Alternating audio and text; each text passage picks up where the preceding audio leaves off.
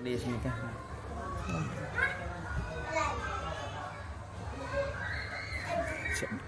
Di kantong katanya.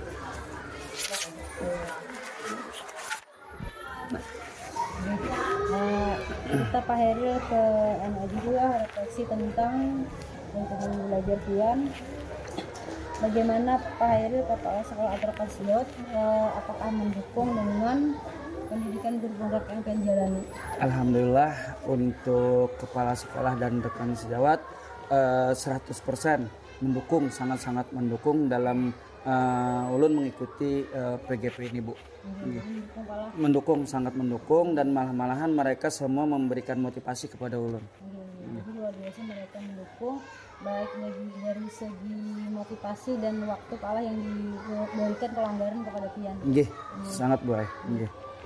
Kalau dari Bapak Kepala Sekolah dan rekan sejawat tadi bentuk dukungannya seperti apa Pak Sayangnya tadi? Kalau bentuk dukungan mereka yaitu seperti memberikan ulun pembahasan, artinya mau ulun bawa berbagi, bekerja sama, gitu kan. Artinya mau berbagi dan bekerja sama dengan rekan sejawat ulun dan kepala sekolah gitu, mau berbagi. Jadi alhamdulillah Pak didukung aja. Selama menjalani ini adalah tantangan bagi Pian. Kalau untuk hambatan sih untuk sampai sekarang ini tidak ada, Bu. Cuman kalau untuk tantangan nantinya setelah ulun lulus CGP ini bagaimana ulun menerapkannya nanti di sekolah ini, itu cuma tantangan ulun. Kalau selama menjalani kita kalau untuk menjalani atau waktu untuk alhamdulillah untuk jaringan dan waktu itu semuanya terkondisikan aja, Bu. Tugas-tugas aman ya Pak? Aman alhamdulillah, untuk tugas-tugas bisa terjalani aja. Ini bisa dikumpul tepat waktu Pak? Nggih. Alhamdulillah. Jadi kalaupun memang ada tantangan terkait yang lain apa Pak? Kalaupun ada tantangan yang terkait dengan yang lain, kemungkinan waktu ulun aja, Bu. Waktu lah. Waktu aja. Waktu ulun membagi waktu ulun nih dengan untuk mengikuti kegiatan ini. Kalau memang waktu menjadi tantangan, adakah langkah Pian untuk bisa mengatasinya itu? Kalau untuk tantangan dan bisa mengatasinya, jadi artinya bisa membagi waktu ulun belah antara keluarga, sekolah, dan PGP ini. Nah itu untuk anunya itu. Bisa maksimal penjalani lah yang selama ini dia. Kalau bisa Mbak, kalau dibilang maksimal sih enggak, Bu. Soalnya kan apalagi dengan ulun punya keluarga dan punya anak kecil nih, jadi berbagi waktulah dengan mereka. Keluarga setiap lah. Kalau memang itu menjadi salah satu yang belum maksimal, kira-kira apa yang bisa kita usahakan untuk bisa maksimal, Pak? Yang ulun usahakan yaitu bisa memberikan yang baik, artinya ulun mengikuti pendidikan CGP ini sebaik-baik mungkin, dan ulun bisa membagi waktu dengan sebaik-baik mungkin. Gitu. Ada timbal baliknya, Bu. Kan mungkin kan ulun fokus ke CGP ini sedangkan di sekolah atau di rumah ulun amburadul gitu, nah kan. Jadi harus membagi waktu porsinya yang mana yang memang yang mana yang wajib dan yang mana yang sifatnya di cepat gitu. Jadi dengan cara mengatur jadwal tadi dulu Pak? Iya, bujur Bu, dengan cara mengatur jadwal tadi tuh. Kita ke refleksi perubahan diri setelah mempelajari berapa modul sudah Pak? Kita sudah mempelajari semua 1 sampai 3 sudah terlewati. Jadi tinggal kita menjalani 1.4 lagi, Bu.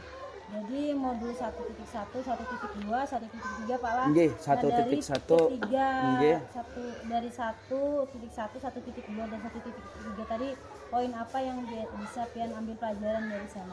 Oke, kalau untuk 1.1 itu mempelajari tentang filosofi Ki Hajar Dewantara. Kalau untuk 1.2 itu tentang nilai dan guru penggerak, peran guru penggerak, dan 1.3 adalah tentang visi di sekolah. Jadi di antara yang ketiga itu semuanya berkaitan, berkaitan, berhubungan di antara mulai dari konsep yang 1.1 sampai konsep 1.3 yang sekarang ini. Semuanya berkaitan dan berhubungan dengan itu. Jadi 1.1 tadi Tentang filosofi Ki Hajar Dewantara, yang 1.2 itu tentang nilai dan peran guru penggerak, dan 1.3 itu adalah tentang visi. dari ketiga modul tersebut sudah bisa Bapak terapkan lah di kelas 2 ini. Alhamdulillah dari ketiga modul tersebut, terutamanya yang dari filosofi Ki Hajar Dewantara beserta nilai dan guru penggerak sudah ulun jalankan. Nggih, malahan untuk anak-anak kalau dibilang bahasa Banjar tuh menagih ke ulun. Mau pembelajarannya seperti apa gitu kan, artinya, dan sekarang ulun sudah mulai berpihak pada murid gue. Luar biasa bagaimana? Nggih. Itu kok contoh konkretnya kayak apa tuh Pak? Kalau untuk contoh konkret, sekarang ulun tidak memakai media di sekolah, sekarang ulun memakai media. Nggih, Media gitu. apa biasanya itu, Pak? Kalau biasanya ulun memakai media sound sistem. Jadi ada musik-musik, refleksi, ice breaking yang ulun berikan kepada mereka gitu. Jadi mereka itu anak-anak itu sangat senang. Nggih, sangat senang, malahan mereka ketagihan. Iya. Itu kan sesuai dengan filosofisnya Ki Hajar Dewantara. Nggih, sesuai dengan menuntun kan, sesuai dengan kodrat alam dan zamannya gitu kan. Zamannya Nggih, sekarang zaman sekarang kita sudah memakai ini kan era teknologi abad ke-21. nih. Kemudian apakah ada perubahan dari murid sendiri atau tanggapan yang bagaimana yang mereka berikan atau respon yang bagaimana yang siswa berikan Pak ketika pembelajaran itu memang ada perubahan sesuai dengan modul yang Bapak dapat tadi? Nggih, kalau untuk perubahan dari anak tersebut Bu sudah signifikan naik ke 60%. Yang awalnya mereka itu acuh saja kepada ulun dan akhirnya mereka bisa fokus kepada ulun. Nggih. Karena ulun dengan menggunakan filosofi Ki Hajar Dewantara dengan menuntun. Jadi ulun tuntun mereka, ulun motivasi mereka, dan ulun selalu memberikan dorongan-dorongan yang baik untuk mereka. Jadi mereka itu ada timbal baliknya ke ulun, feedbacknya lah. Dengan respon positif yang peserta didik berikan kepada Pian tadi, bagaimana perasaan Pian setelah menerapkan modul tadi Pak? Alhamdulillah Bu, dengan senang karena sesuai dengan apa yang disampaikan oleh Ki Hajar Dewantara, ingar susum duludo, ing mandiop ngan korso tuturi handayani. Jadi guru itu selalu memberikan contoh yang baik, guru selalu memberikan motivasi yang bagus untuk anak-anaknya, guru selalu memberikan dorongan kepada muridnya. Gitu. Jangan lupa memberi teladan. Nah, jangan lupa nggih, bujur. Satu teladan itu yang sangat diandalkan, bujur nggih teladan. Baik, itu terkait dengan modul yang sudah dipelajari. Kemarin kita di Lokakarya 1 membahas tentang Lokakarya 1 kemarin itu komunitas praktisi ya Pak? Iya, komunitas kita praktisi. Komunitas praktisi, bagaimana rencana merintis komunitas praktisi di sekolah. Dari pemetaan komunitas praktisi Lokakarya kemarin, di komunitas praktisi mana saja Pian sudah berperan Pak? Kalau untuk komunitas praktisi ulun sudah berperan di KKG yang terutamanya. KKG Gugus nggih, dan Kombal di SDN Tanjung Pagar 4 ini. Nggih. Dan di situ ulun untuk KKG Gugus itu sebagai anggota juga, dan untuk di KKG di Kombal di SDN Tanjung Pagar 4 itu sebagai anggota juga. Jadi sebagai anggota Palah di KKG sebagai anggota, kemudian di Kombal juga sebagai anggota. Dan ulun di 2017 ada komunitas praktisi ulun Bu di luar pada itu, yaitu Forum Guru Honor. Oh, ini. Ada Palah. Ada, nggih. Cuman di 2022 tadi sudah ulun limpahkan ke lain. Karena ulun dari 2017 sampai 2022 ulun di situ sebagai ketua koordinator Banjarmasin Selatan. Oh, nggih. Nggih, untuk yang guru honor. Itu artinya komunitasnya sudah terbentuk Pak Lah? Sudah terbentuk. Kalau rencana Pian pribadi, adakah hendak merintis komunitas baru gitu nanti? Kalau untuk dari pemikiran ulun dari ini belum Bang lagi Bu, belum ada nggih. Karena mudah-mudahan nanti untuk yang kedepannya bisa terketuk untuk membuat komunitas yang baru itu. Misalnya khusus komunitas literasi membacakah atau apa seperti itu kan. Bisa juga Pak komunitas praktis itu antar Pian sebagai guru kelas fase Pian fase apa? Fase A Bu. Nah, bisa sesama fase A. Nggih. Oh, nggih Bu. Berarti bisa aja seperti itu Bu lah, antara sesama fase A gitu kan. Sesama fase bisa.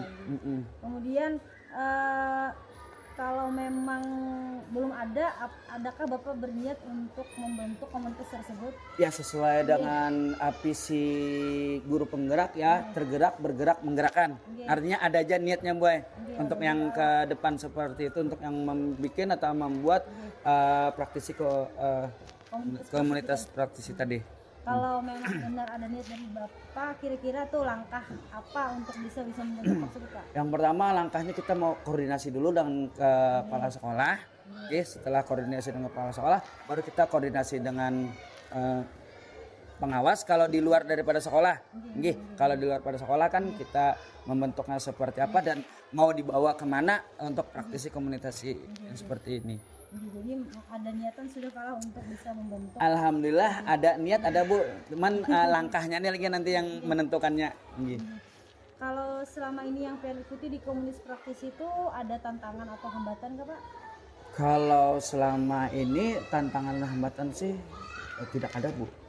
Tidak ada. Artinya kan saya sebagai anggota dulu kan, jadi saya sebagai anggota, jadi saya mengikuti arahan dari ketua komunitas tersebut gitu. Artinya keikutsertaan Pian aktif atau memang hanya Alhamdulillah Bu, yang namanya kita guru pengajar pula dan guru itu belajarnya sepanjang hayat, berarti segala sesuatu yang berhubungan dengan kegiatan sekolah kita ikut dan kita aktif Bu. Jadi keikutsertaan Pian di komunitas yang sudah terbentuk tadi, kan ada kendala?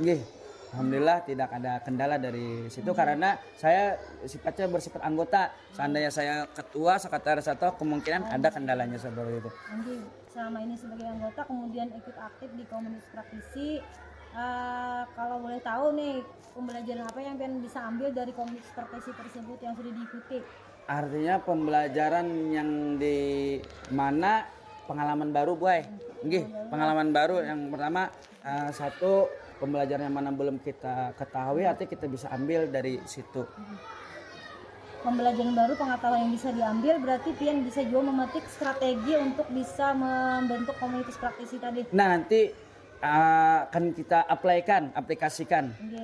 Akan kita aplikasikan dari di situ. Berarti Pian mengambil pelajaran dari komunitas tersebut. Nah, ada strategi-strategi mungkin yang bisa Pian ambil pelajaran dari komunitas tersebut untuk bisa Pian membentuk tadi komunitas yang Pian inginkan tadi.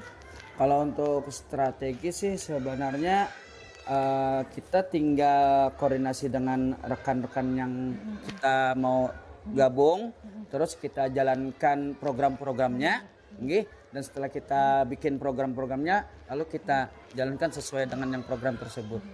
Kalau memang sudah terbentuk nih, kalau Pian yang Pian inginkan agar bisa berkembang itu bagaimana komunitas Pian? Kalau untuk yang berkembang sih kita mendatangkan artinya mendatangkan fasilitator itu apa tuh Bu namanya? Narasumber. Iya narasumber. Nah narasumber dari luar. Narasumber dari luar. Jadi kan semakin kita mengundang narasumber dari luar kan semakin banyak ilmu pengetahuan yang didapat, maka semakin baik pula seperti itu. Nah, adalah komunitas itu kan strategi tadi mendatangkan narasumber, narasumber dari luar. Adakah di situ niatan juga dan komunitas tersebut meningkatkan hasil belajar murid juga? Kalau untuk meningkatkan hasil belajar itu pasti sudah Bu. Karena dengan dampaknya positif dari komunitas tersebut maka akan tertular kepada si murid dan ditularkan kepada si murid. Jadi tujuan komunitas Pian tadi supaya meningkatkan kembali lagi Bu kembali kepada siswa. Kembali kepada siswa seperti itu. Nah, kita ke ke diskusi visi prakarsa perubahan tadi Pak, berarti kita menunggu rekan-rekan dari Pian tadi. Baru nanti kita ke bagian akhir pendampingan Pak Al. Jadi untuk poin refleksi tentang lingkungan belajar, kemudian perubahan diri mempelajari modul dan komunitas praktisi sudah cukup bagi lu untuk bisa menggali informasi dari Pian. Terima kasih. Kita tunggu rekan yang lain dulu Pak lah. Siap. Bu. Ada kan.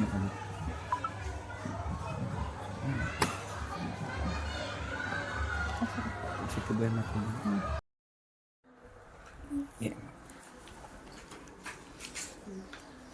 Langsung aja ke pertanyaan gitu lah.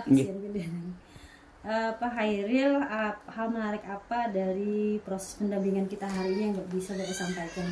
Alhamdulillah untuk hal menarik proses pendampingan hari ini berjalan sesuai dengan apa yang ulun rencanakan dan sangat di luar kemampuan ulun untuk menjalankan ini tanpa rekan-rekan yang lain, Bu. Nggih, tanpa artinya kan kawan-kawan ulun, kepala sekolah ulun sangat-sangat mendukung dan mengikuti hasil yang kita jalankan untuk pendampingan tadi. Itu yang luar biasanya. Tadi bisa ini Pak lah didiskusikan Nggih. dengan luar biasa dengan masukan dari Kawan-kawan yang lain, nggih, dan dari kepala sekolah juga. Nggih. Nah, dari hal tersebut, dari pendampingan tadi, hal menarik apa yang menurut Pian? Kalau menurut ulun yang hal menarik itu adalah debat visi tadi, Bu. Nah, jadi artinya kenapa jadi ulun sambut dengan menarik karena dari visi debat tersebut keluarlah unek-unek mereka. Asalnya nggih sama sekali baik di luar nalar tadi.